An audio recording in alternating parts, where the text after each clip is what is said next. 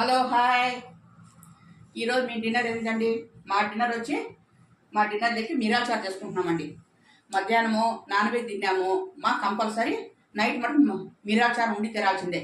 ఇది రాయలసీమ స్పెషల్ మిరియాల చారు చేస్తాను చూడండి. నిమ్మకాయ సాజంతా చింతపండు టమాటో పండు నానబెట్టినానండి. అది మెత్తగా పిసుక్కోవాలి.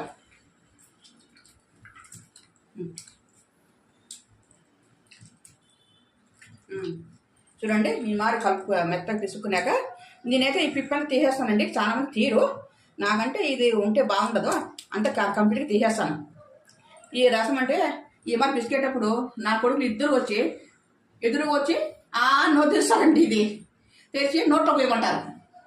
ఇప్పుడు కూడా అదే అలవాటు చూడండి. ఇంత పెద్దోళ్ళు అయినారు, ఇప్పుడు కూడా అదే అలవాటు ఉంటుంది వాళ్ళకి. చూడండి ఇదంతా క్లీన్ తీసుకున్నాక దాంట్లోకి కొంచెం పసుపు, ఈ రసం పొడి మీకు చేసి చూపించాను చూడండి. ఆ రసం పొడి ఇప్పుడు వాడేది 1 స్పూను రసం పొడి. చూడండి కరివేపాకు, ఇది ఇంగువ అండి. ఇంగువ కంపల్సరీ, మాకైతే కంపల్సరీ కావాలండి. అదే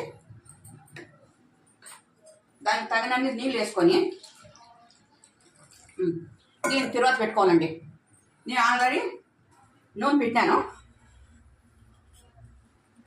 దీంట్లో ఎల్లిపాయలు, ఆవాలు, జీలకర్ర, ఎండుమిరపకాయలు ఇవన్నీ తర్వాత వేసుకోవాలండి. చూడండి ఈ మార అంతా రెడీ చేసుకొని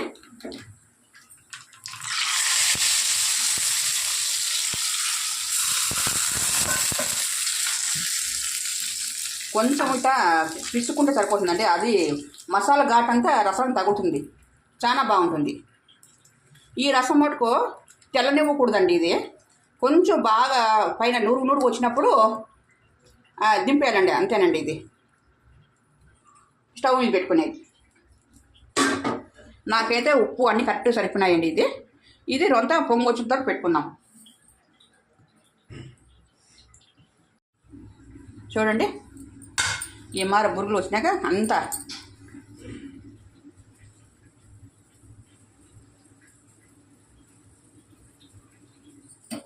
అయిపోయాయండి.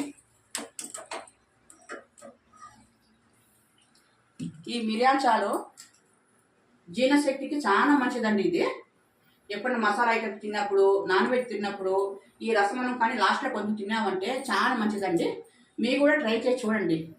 ఈ రసం ఎందుకు నేను ఉడకపెట్టలేదంటే, ఇది రసం ఉడకపెడితే చేదు వస్తుందండి, చేదు వస్తుంది. అందుకే ఇది బాగా పురుగు వచ్చినాక కొంచెం తెలియటప్పుడు బంద్ చేస్తే అయిపోతుందండి. ఇది చాలా బాగుంటుందండి. మీరు కూడా ట్రై చేసి ఎలా ఉందో కామెంట్ బాక్స్లో పెట్టండి. Please like and share, subscribe.